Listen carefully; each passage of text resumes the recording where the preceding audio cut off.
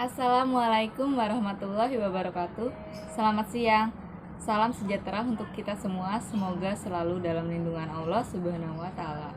Langsung saja, kami dari kelompok 2 akan mempresentasikan tentang pengembangan model pembelajaran melalui internet yang beranggotakan saya sendiri, Aftala Fitri Alianto, kemudian ada Putri Sirahayu, ada Mutiara Hilwa, ada Siti Romah, ada Hilda Latifah, Erliana Sita, Esther Pranaya, Kori Koriban, dan Badam Ibrahim. Selanjutnya kita langsung aja ke pembahasan yang pertama tentang pengertian model pembelajaran.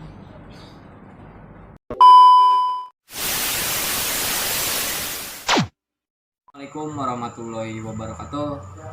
Perkenalkan, nama saya Badam Ibrahim dari kelompok 2 mata kuliah Inovasi Pendidikan kelas SD 18C. Di sini saya akan menjelaskan tentang pengertian model pembelajaran. Model pembelajaran adalah kerangka konseptual yang mendeskripsikan dan melukiskan suatu prosedur yang sistematik dalam mengorganisasikan pengalaman belajar dan pembelajaran untuk mencapai suatu tujuan belajar dan pembelajaran tertentu dan berfungsi sebagai pedoman dalam perencanaan pembelajaran bagi para pendidik dalam melaksanakan aktivitas pembelajarannya. Di sini ada model pembelajaran, 4 model pembelajaran menurut Joyce dan Weil. Yang pertama adalah model interaksi sosial, yang kedua ada model pemrosesan informasi, yang ketiga ada model personal, dan yang terakhir adalah model perilaku. Di sini saya akan menjelaskan satu persatu dari keempat model tersebut. Yang pertama ada model pengolahan informasi. Model ini berdasarkan teori dan berorientasi pada kemampuan peserta didik dalam memproses informasi untuk memperbaiki kemampuannya. Pemrosesan informasi mengacu kepada orang menangani rangsangan dari lingkungan, mengorganisasi data, mengembangkan konsep dan memecahkan masalah, serta menggunakan lambang verbal dan nonverbal. Yang kedua ada model personal. Model pembelajaran personal ini bertitik tolak dari teori humanistik, yaitu berorientasi terhadap pengembangan diri individu, serta dapat dikatakan bahwa model ini juga beranjak dari pandangan kedirian atau dari individu. Terus yang ketiga ada model interaksi sosial, yang dimana model pembelajaran ini didasari oleh teori belajar yang menitik beratkan hubungan harmonis antara individu dengan masyarakat. Yang terakhir ada model pembelajaran sistem perilaku. Dasar teoritik dari kelompok model pembelajaran ini ialah teori-teori belajar behavioristik, yaitu bertujuan mengembangkan sistem yang efisien untuk mengurutkan tugas-tugas belajar dengan cara memanipulasi penguatan. Terima kasih, sekian penjelasan dari saya. Mohon maaf jika ada kesalahan kata dan kurang dari teori tersebut. Terima kasih. Wassalamualaikum warahmatullahi wabarakatuh.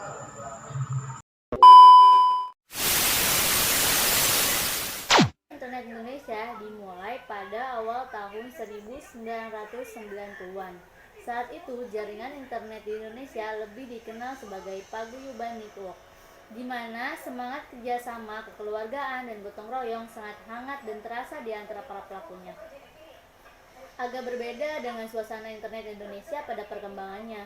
Kemudian yang terasa lebih komersial dan individual di sebagian aktivitasnya, terutama yang melibatkan perdagangan internet.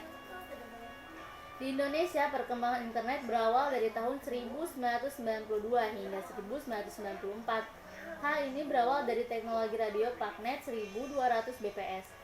ITB berkembang di tahun 1995, memperoleh sambungan laser line 14,4 kbps ke Risti Telkom sebagai bagian dari Ipteknet. Akses internet tetap diberikan secara umum, secara cuma-cuma kepada rekan-rekan yang lainnya.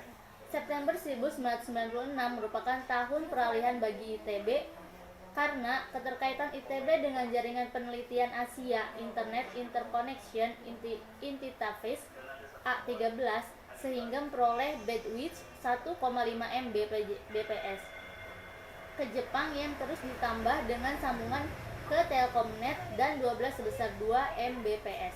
ITB akhirnya menjadi bagian salah satu terpenting.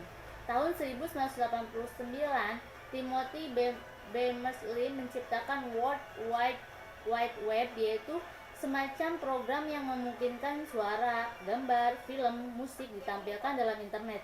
Karena penemuan inilah, internet menjadi lebih menarik tampilannya yang sangat bervariasi. Dahulu, internet hanya dapat digunakan oleh kalangan tertentu dan dengan komponen tertentu saja. Dan saat ini, orang yang berada di rumah pun bisa berhubung ke internet dengan menggunakan modem dan jaringan telepon. Selain itu, internet banyak digunakan oleh perusahaan, lembaga pendidikan.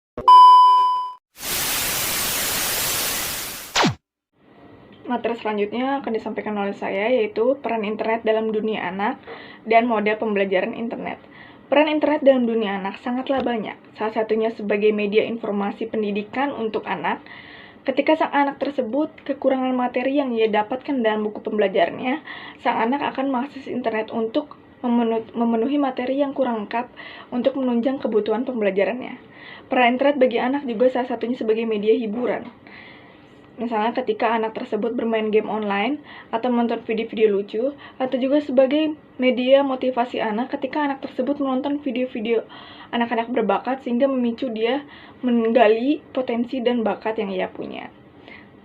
Upaya orang tua dalam memberikan pendidikan bagi anak ketika di era global yang serba internet ini, orang tua diwajibkan mengawasi dan mendampingi anak ketika mengakses internet yang bersifat positif, mengarahkan anak tersebut ke internet yang positif, yang tepat dan sesuai dengan tumbuh kembang anak tersebut, sehingga orang tua mendampingi anak untuk terhindarnya internet negatif, yaitu berupa kekerasan dan pornografi.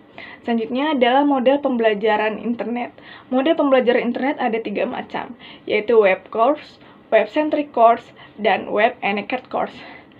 Web course adalah penggunaan internet untuk keperluan pendidikan, jadi peserta didik dan pengajar dalam keadaan terpisah. Jadi tidak adanya tatap muka dalam kegiatan pembelajaran tersebut. Jadi model pembelajaran ini dapat dikatakan model pembelajaran jarak jauh. Jadi dalam model pembelajaran ini, baik latihan, diskusi, ujian, dan penilaiannya akan dilaksanakan dalam internet, berjalan dalam internet. Yang kedua adalah web-centric course. Web-centric course ini adalah memadukan web course dan web-centric course, yaitu memadukan pembelajaran tatap muka dan pembelajaran jarak jauh. Jadi, pembelajarannya dilakukan dengan 2 kegiatan, yaitu pembelajaran jarak jauh dan tatap muka. Jadi pembelajaran ini bersifat konvensional. Ketika jarak jauh, pengajar akan memberikan petunjuk kepada siswa untuk mempelajari materi dari web yang telah dibuat si pengajar, dan si siswa tersebut mengakses web tersebut. Dan pada saat tatap muka, peserta didik dan pengajar lebih banyak diskusi tentang pertemuan yang dilaksanakan ketika di dalam internet. Web-enabled course. Yang ketiga adalah web-enabled course. Pemanfaatan internet untuk menunjang peningkat kualitas, memberikan pengayaan dan komunikasi dalam peserta didik. Jadi ini adalah kegiatan yang dilakukan dalam web course. Ketika si pengajar tersebut membuat web untuk pembelajaran yang akan disampaikan. Pengajar dalam hal ini dituntut untuk menguasai teknik, mencari informasi di internet, situs yang relevan dengan bahan ajar yang sesuai dengan bahan ajar, dan menyajikan web yang menarik dan diminati oleh siswa tersebut.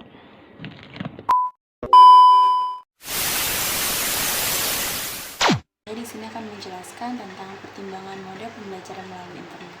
Semua itu perlu pertimbangan, tidak hanya ikut tren-trenan saja. Yang pertama, di sini ada pertimbangan anggaran biaya yang diperlukan. Jadi kita harus mengetahui dulu biaya untuk fasilitas-fasilitas.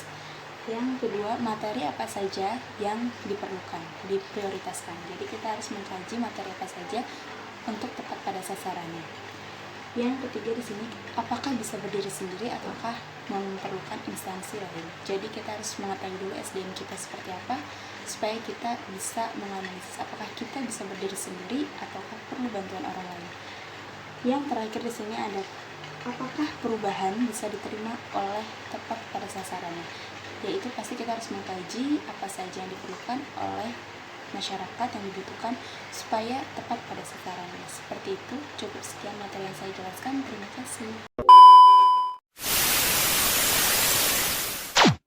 Assalamualaikum warahmatullahi wabarakatuh. Saya Mutiara Hilwa akan melanjutkan materi selanjutnya, yaitu tentang pengembangan model pembelajaran melalui internet.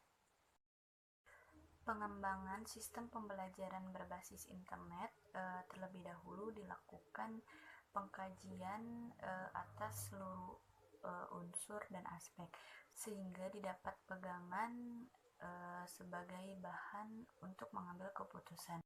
Di samping itu diperlukan pertimbangan dan penilaian atas beberapa hal yang tidak kalah penting, antara lain yaitu keuntungan, sejauh mana sistem pembelajaran melalui internet ini memberikan keuntungan bagi institusi dan terutama kepada siswanya. Yang kedua yaitu biaya yang diperlukan untuk mengembangkan infrastruktur, untuk mengadakan peralatan serta software diperlukan biaya yang tidak sedikit. Nah, untuk itu perlu dipertimbangkan hal semacam ini. Yang ketiga yaitu biaya operasional dan perawatan. Suatu sistem akan berjalan apabila dikelola secara baik. Dengan demikian, sistem pembelajaran berbasis internet ini perlu biaya operasional dan perawatan yang tentunya tidak sedikit. Nah, selanjutnya yaitu sumber daya manusia. Untuk mengembangkan pembelajaran melalui internet ini diperlukan sumber daya manusia yang kompetensi dan integrasi yang tinggi. Untuk keperluan itu hendaknya dilakukan identifikasi dan kemudian dipersiapkan tenaga-tenaga tersebut. Apakah bisa dicukupi dari dalam atau harus merekrut tenaga-tenaga yang baru. Nah, selanjutnya yaitu siswa. Di sini harus mengetahui sejauh mana kesiapan siswa dalam mengikuti kegiatan pembelajaran dengan menggunakan internet yang akan diselenggarakan. Nah, apabila internet merupakan sesuatu yang baru bagi sebagian besar siswa, tentunya harus dilakukan serangkaian upaya untuk mengkondisikan agar mereka berpartisipasi secara aktif dalam sistem pembelajaran yang baru tersebut. Nah, sekian penjelasan dari saya. Assalamualaikum warahmatullahi wabarakatuh. Nama saya Tori Kariban, saya 18C, Laska materi kelompok saya. Materinya sistem pelajaran internet dikembangkan melalui tiga acara pengembangan. Satu, menggunakan seperlunya fasilitas internet yang telah ada seperti email, IRC atau internet delay, chat, World Wide Web, search engine, mails atau mailing list, dan FTP atau file transfer protokol. Kedua, menggunakan software pengembang program pembelajaran dengan internet yang dikenal dengan web course tools yang diantaranya yang di antara bisa bisa didapatkan secara gratis ataupun bisa juga dengan membelinya. belilah. 3. Mengembangkan program pembelajaran sesuai dengan kebutuhan atau tailor made dengan menggunakan bahasa pemrograman seperti ASP atau Active Server Page dan lain-lain. Ada salah kata, maafin saya. Waalaikumsalam warahmatullahi wabarakatuh. Assalamualaikum warahmatullahi wabarakatuh. Di sini saya akan menjelaskan pengaruh model pembelajaran melalui media internet. 1. Dampak negatif, di mana anak terancam dengan banyaknya informasi yang buruk yang membanjiri internet. Aneka macam materi yang berdampak negatif pun bertebaran di internet, seperti pornografi, kebencian, rasisme, kejahatan, dan sejenisnya. Dan berita yang bersifat pelecehan seperti pedofilia dan pelecehan seksual pun mudah diakses oleh siapapun. 2. Dampak positif. Internet dapat dimanfaatkan untuk memupukkan semangat belajar secara mandiri pada anak. Misalnya, A. Dengan memanfaatkan software yang menarik untuk menggugah minat anak belajar. 2. Isi dan materi pelajaran yang menarik diharapkan dapat menciptakan suasana yang penuh dengan kegembiraan.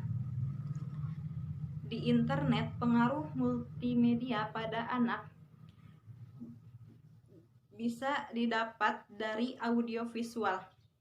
Anak-anak bisa mendapatkan banyak informasi dari internet. Internet pun membantu mereka berinteraksi dan bertukar informasi dengan yang lainnya. Internet pun dapat membantu anak-anak dalam pendidikan.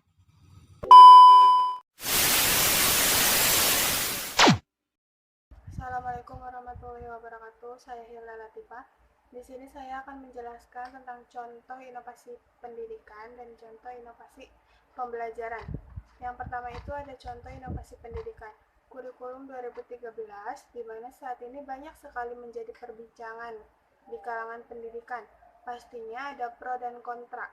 Kurikulum 2013 atau dikenal dengan Kurtilas ini adalah sebagai salah satu contoh inovasi pendidikan dalam mempersiapkan peserta didik untuk menghadapi tantangan masa depan melalui pengetahuan, keterampilan sikap, dan keahlian untuk beradaptasi serta mampu bertahan hidup dalam lingkungan yang senantiasa berubah. Kurikulum 2013 yaitu adanya perubahan proses pembelajaran yang semula dari siswa diberitahu menjadi siswa mencari tahu, di mana kualitas ini menuntut siswa agar bisa mengenali diri sendiri serta mengembangkan potensi diri sendiri agar menjadi manusia yang mandiri dan dewasa dalam menghadapi era globalisasi yang terus berubah. Itu contoh inovasi pendidikan. Terus di sini juga ada contoh inovasi pembelajaran. Inovasi pembelajaran itu ada beberapa contoh inovasi pembelajaran, yaitu dengan menggunakan digital yang semakin canggih seperti e-learning, Google Classroom, Zoom, dan yang lainnya. Dengan keadaan dunia sekarang ini yang mendapatkan musibah karena adanya wabah COVID-19 atau virus corona di seluruh dunia, dalam pendidikan sangat terganggu dan terpaksa harus dihentikan. Tetapi tidak dengan pembelajaran. Saat ini, pembelajaran bisa di mana saja, kapan saja, dan sejauh apapun kita, yaitu dengan belajar di mana saja, kapanpun, dan sejauh apapun kita, yaitu dengan pembelajaran jarak jauh menggunakan sistem daring atau internet. Kita dapat mendapatkan pembelajaran atau ilmu bermanfaat seperti biasa, sehingga pendidikan bisa terus berjalan walaupun hanya di rumah saja. Karena sekarang banyak sekali aplikasi juga sifatnya untuk pembelajaran. Jadi, kita jangan khawatir akan tertinggal pembelajaran dengan adanya dunia yang sudah canggih, sehingga kita mengaksesnya dimanapun dengan internet. Terima kasih.